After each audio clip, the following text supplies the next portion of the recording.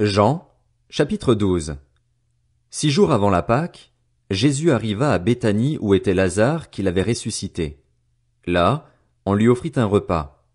Marthe servait et Lazare était parmi ceux qui se trouvaient à table avec lui.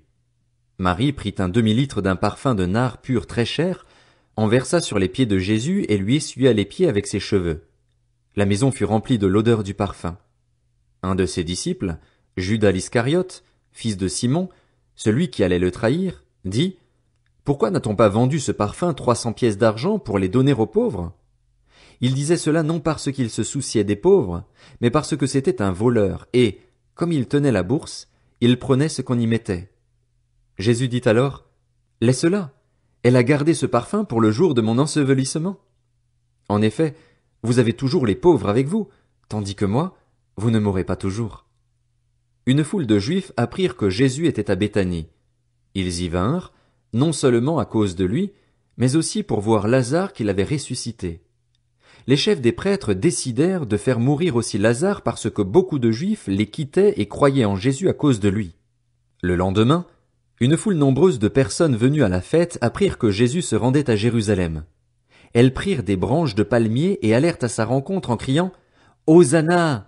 Béni soit celui qui vient au nom du Seigneur, le roi d'Israël. Jésus trouva un ânon et s'assit dessus, conformément à ce qui est écrit: N'aie pas peur, fille de Sion. Voici ton roi qui vient, assis sur le petit d'une ânesse. Sur le moment, ses disciples ne comprirent pas ce qui se passait, mais, lorsque Jésus fut dans sa gloire, ils se souvinrent que ces choses étaient écrites à son sujet et qu'on les avait faites pour lui. Tous ceux qui étaient avec Jésus quand il avait appelé Lazare à sortir du tombeau et l'avait ressuscité lui rendaient témoignage. C'est aussi la raison pour laquelle la foule vint à sa rencontre, parce qu'elle avait appris qu'il avait fait ce signe miraculeux. Les pharisiens se dirent donc les uns aux autres: Vous voyez que vous ne gagnez rien. Voici que tout le monde se met à le suivre. Il y avait des non-juifs parmi ceux qui étaient montés pour adorer pendant la fête. Ils s'adressèrent à Philippe, qui était de Bethsaïda en Galilée, et lui demandèrent: Seigneur, nous voudrions voir Jésus. Philippe alla le dire à André, puis André et Philippe le dirent à Jésus.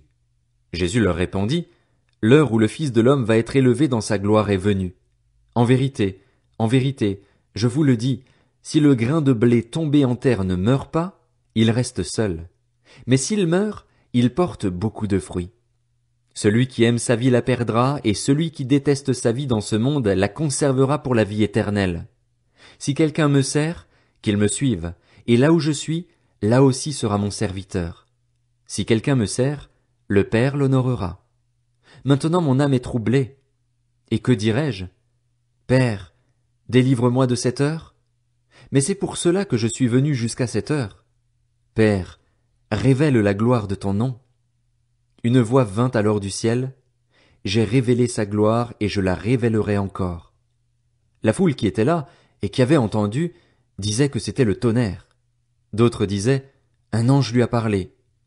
Jésus reprit la parole: Ce n'est pas à cause de moi que cette voix s'est fait entendre, c'est à cause de vous. C'est maintenant qu'a lieu le jugement de ce monde. C'est maintenant que le prince de ce monde va être jeté dehors.